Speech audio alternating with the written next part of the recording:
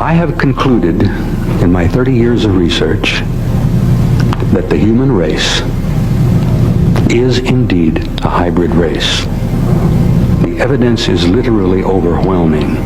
And if you dig into it and you study it and you evaluate it seriously, you reach the same conclusions.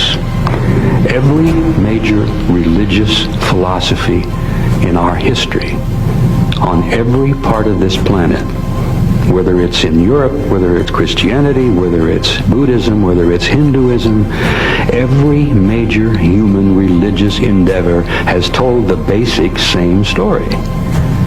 The human race is a hybrid race. We have been created here. We were seeded here. And we have been genetically manipulated here from the very beginning of our recorded history. And that genetic manipulation has never ceased.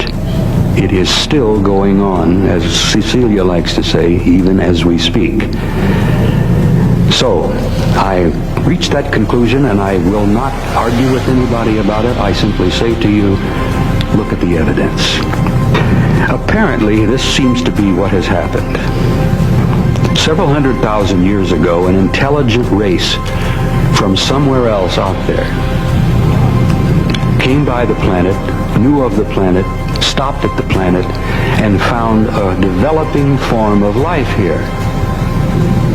Now, there are theories that the original seeding itself was done by an intelligent race from other places. But some of the theories have stated that this advanced intelligence was on an excursion, a trip, and they stopped off here and found a developing form of life and decided to manipulate that developing form of life into a higher form. And they've been involved in that off and on, but continually, for at least 100,000 years.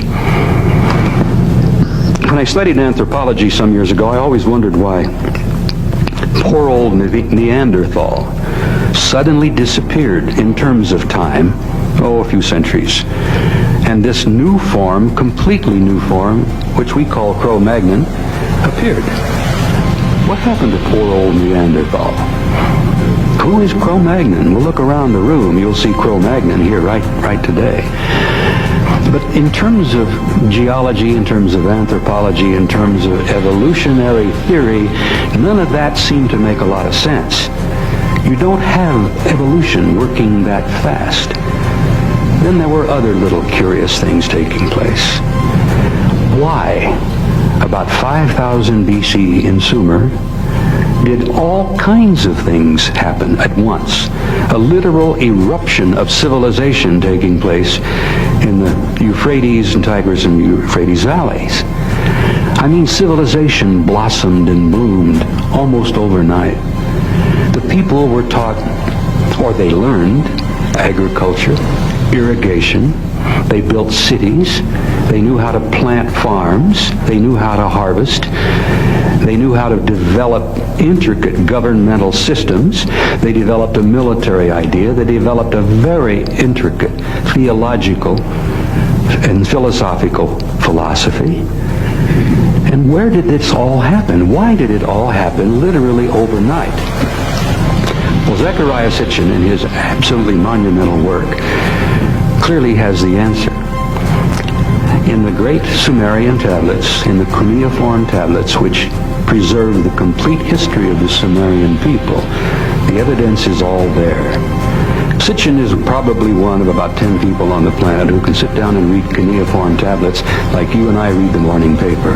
The Sumerians told us how it happened, how it came to be, where they got the knowledge, who taught them the knowledge. And this fits, and I tell you it does, fit perfectly with every other story, myth, legend, history of every people on this entire planet. The human race is a hybrid. We were seeded here, and we have had what I like to call an intimate interrelationship with high technology, advanced intelligence for hundreds of thousands of years. Now, the crucial thing is that it's still going on. It hasn't stopped. They are still involved.